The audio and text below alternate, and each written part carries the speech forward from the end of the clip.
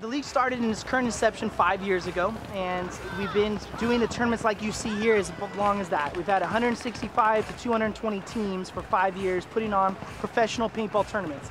Our title is National Professional Paintball League. That doesn't mean they're all professional teams. We have amateurs, rookies, novices coming from all walks of life, whether they're 10 years old or they're 60 years old, out here playing paintball. Last year, SGMA said that paintball is the #2 extreme sport in the United States, just behind skateboarding. 10.4 million people participated in paintball last year, which is a crazy number. Skateboarding is like 11.1 million, snowboarding is like 9 million, so it's just crazy. 10 years ago, I've been in the sport for 15 years, and when you ask someone, what do you do? I say, I work in paintball. Oh, ping pong? What's ping pong? Pinball? What are you talking about? Now you say paintball, people know what that is. They know you shoot each other with paint-type devices and you get marked with paint.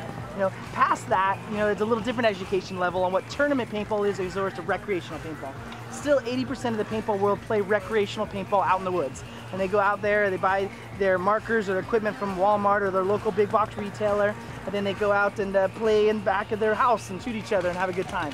But the top tier, maybe 2 million people, play tournament organized paintball. And that's what we put on here, and that's what we do to try to promote the sport. NPPL has been around for 12 years, but as you see it now, for 5 years. So we've been here, this is now our 6th season as the NPPL, and where we set up from scratch. We went away from paintball fields. Back, there was tournaments back then, 10 years ago, 15 years ago, but they were in the woods at paintball fields. There were these destination locations that you drive around the left and you got a secret passageway, and then you found this, and then, oh yeah, here we play paintball. Now we're at places like Raymond James Stadium, where we're on the parking lot, or we're at Gillette Stadium. We were at the beach at Huntington Beach this year. We're at these very high visibility where people just walk by and say, ah, paintball. And we set up from scratch. It takes a crew of 20. It takes 10 days to see what you see here. We have 6 fields, 6 acres of property that we put up, and 140,000 square feet of playing surfaces here in Tampa.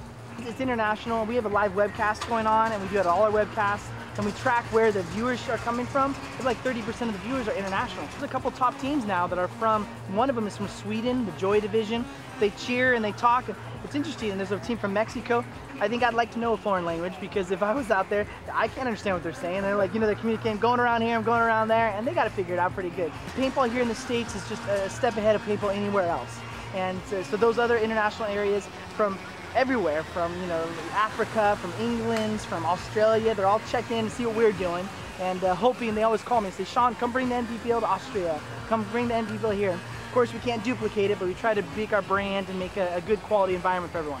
It starts probably at your local regional level, and so you start playing at your local event, meaning a 3-man, 5-man, go to your local store, your local field, find out what's going on there and play at a local event. Once you've done that and get a sense for this is what tournament paintball is, and I want to play tournament paintball, you go to nppl.tv, that's our website, and we have events all over the United States. We usually do 5 events a year, breaking up the events by region. And we do West Coast to Huntington Beach, we come to Tampa, then we go to Boston, go to Chicago, and then Arizona.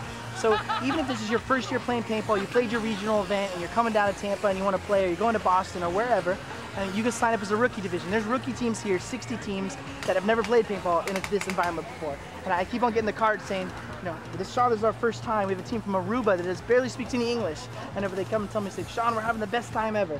So it's not all about skill level. It's about enjoyment, having the funds to be able to pay for it, because it is an expensive sport, and just to be able to enjoy your time and have a fun time playing paintball. Our NPPL fields are all 180 feet by 100 feet, so 180 long by 100 feet wide. That's identical for all 6 fields. And then all 6 fields have 41 bunkers, as you see these inflatable things behind us we talked about, and all have 41 bunkers, but they're in different configurations. So teams play in different configurations. That's what they hide behind, that's what they hit, and that's what they do. And then from there, they play basically capture the flag. So 7 people on 7 people. They start in both end zones. The goal is to eliminate the other team, get the flag, and go bring it back to your base. You're eliminated when you get marked with paint somewhere on your body or your equipment. It has to be a direct hit. Then you go to the elimination box, or dead box we call it. Then you wait for the next game. Games are 7 minutes long, and they're pretty fast paced. They don't all last 7 minutes. They kind of come. And so that's the basic game. Capture the flag like you did when you were a kid, except there's these 300-mile-per-hour projectiles being flown at you while you're doing it. This is a team sport, but there is individual superstars. And it's kind of a thing in the industry where the team, there's 7 on 7, so you can only shoot 7 people, right? Well, any team, after they come off, they won the game, if you interview all of them, say, who did you shoot? All of a sudden they shot 15 people.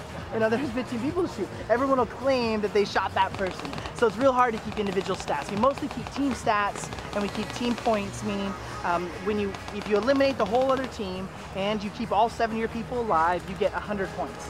If one of your person goes down, then you get 99, 98, 97, and so forth. So we can keep track of how many eliminations your team has made, how many eliminations your team kept alive. But as individually, you know, it's gonna be tough. It's gonna be tough. And I think until we have people following around every single person, they shot that, they shot that. Otherwise, it's just gonna be as a team.